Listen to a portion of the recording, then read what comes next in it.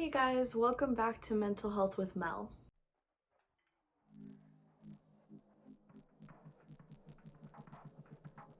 I wanted to kind of just sit down and talk to you guys about last week and, last week, the week before, just the last couple of weeks. I was just very sad, like I had told you guys in one of my previous videos, and that was difficult for me to admit and to show vulnerability to you guys as well as like my family. I'm used to living alone and being able to just go through my lows by myself without anyone knowing, so it was kind of a reality check for myself and my family that, you know, this is what's going on. But it was a wake-up call, just like everything else. I just have to wait till the last minute to do things, right?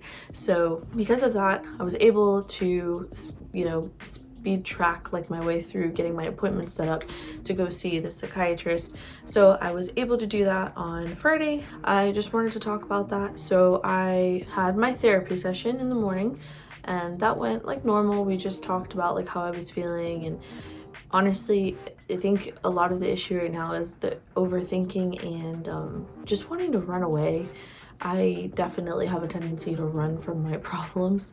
And then ironically, being left behind. I've had a lot of people walk out of my life with no notice, and that happened recently. Being ghosted hurts, but mostly when it's someone that you cared about. Friendships or relationships, no matter what, like just something you weren't expecting is difficult. As much as I love to run, I don't normally do that to other people, so when people do it to me, it's like, whoa, I wasn't expecting that, and it hurt. I was going through that and I was struggling, not wanting to like leave. I would be driving to work and feeling like I could just keep driving and go somewhere far, far away. Or I would be at work and I would be packing my stuff up and putting it in my bag like a crazy, nope, bad word choice. Like I'd pack my bags up and just act like I already gave my notice that I'm leaving and I'm not coming back, which is so bad because I don't want to leave my job like that. I can't say that it's like my passion in life, but I've made a lot of good connections there and they are a support group as well for me. So that was hard, just fighting the urge to just leave, fighting my impulses to go. And I can't say that I 100% know if I will or won't, but I've been fighting them. So that's important. It's just understanding what I'm feeling and just pushing through it. And I think that's why it hit me so hard, just having people walk out of my life, me wanting to leave some things in my life and not being able to, and pushing through my impulses, not sleeping. So I had to go over all of this with my psychiatrist, and the first meeting is kind of awkward because you don't know this person. You're telling them about your whole life and your diagnosis and all of this stuff and your mental health history as well as your physical history. It's a lot. It can be overwhelming. So we talked and I, told her medical things. I've gone to the hospital for what I had thought was a heart attack at that moment because I couldn't tell the difference between an anxiety attack, panic attack, and a heart attack. I've gone twice for that last year.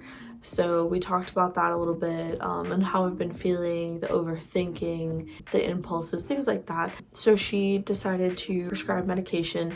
She agrees that I'm bipolar, but my therapist and my psychiatrist kind of differ in what type of bipolar I fall under. So that's definitely going to be something I'm going to try and focus on in the coming up weeks. Trying to figure out exactly which one it is because right now I guess like there's a little line between bipolar 1 and bipolar 2 that I am like juggling on.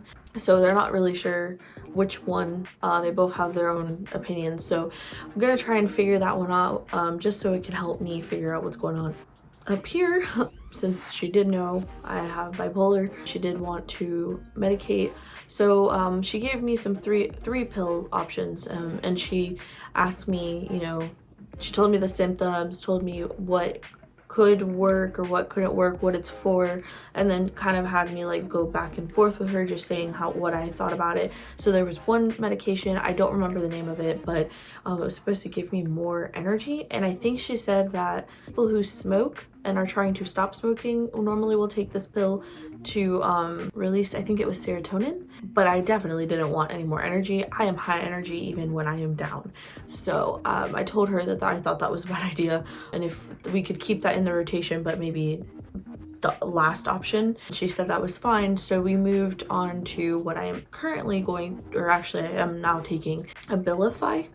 So that is not a mood stabilizer, but it is supposed to help with the overthinking, the anxiety, and it's a little bit of a sedative, so it might help me go to sleep. So she wants to try that out first and see how that works, because she thinks that really the anxiety and overthinking are like the bigger parts that are like an issue right now. And if we could control that, maybe I won't feel the super low lows, and I will just be like feeling some of the kind of highs that I have, and like just like the normal, and then maybe a little bit of the lows, but not as intense. So I'm starting to take it. I'm taking half a pill for the first week and then one whole pill from then on. There are things that I have to watch out for. So if I have like severe headaches for more than a couple of days, or she said if I gain from 5 to 10 pounds, like while I'm taking it in that first month, to stop it and then schedule a call with her before the month's over so that we can address it and change my medication. And then, you know, just like a lot of medications, there's always the little tiny percentage that I could be having suicidal thoughts. There's always the risk that like while you're taking something, it could actually make that thing worse. So like obviously I struggle with like mental health, it's like stability, and one of very, very small percent of the possible side effects is that you could have like severe suicidal thoughts. So she said that if that happened to happen to me, to stop taking it immediately and go to the hospital. And I just want to say, anyone that's taking medication, if that's happening to you, please listen to that. I know going to the hospital might seem like extreme, but like get help. Don't wait and see what if. But that's what I'm going to be starting to do now. So I'm going to start like journaling how I'm feeling. And also I have been suggested to like write like when my lows happen and when my highs happen, just so I can start keeping track of it. So I don't know if you guys do that, but if you don't, maybe that's going to be beneficial, just to see how often it happens and what your cycle is, just like, you know, a girl on her menstrual cycle, like the same kind of thing. If you keep track of it, maybe you'll be a little bit more prepared for what's about to happen. So I'm going to start doing that as well. But I think all of that is going to be really important to like make me feel a little bit more stable. And then making decisions will be easier too, because right now I keep doubting or I'm second guessing myself, and there's so many emotions that it's so hard to make a decision, which is making it worse, making everything worse. So this is all going to be really helpful for me to start moving forward. And I wanted to share that with you guys just because I know all of this is a lot. It's really overwhelming when you go to therapy and you start looking to help yourself, whether you are taking medication or not. It's always going to be like something else. They're always going to be digging deeper and deeper into you and finding little tiny seeds that were planted way back when, and that are issues that you might want to address or might want to work on. And it's hard because every time you leave, you're like, man, like this is a lot. But I promise it's worth it, because even though I've been so emotional, I feel like more enlightened, like, and I feel like I'm understanding myself more, and that at the end of this tunnel, I'm gonna understand myself a lot. And that's why I wanted to do this, to understand myself and be a better person. So it's all about growth. So don't give up, guys. And like I always say, I've attached links below about bipolar, and as well as just if you need anyone to talk to and you're going through a hard time, there's a link for you below as well. And you guys could always reach out to me if you have any questions or want to talk to anyone as well.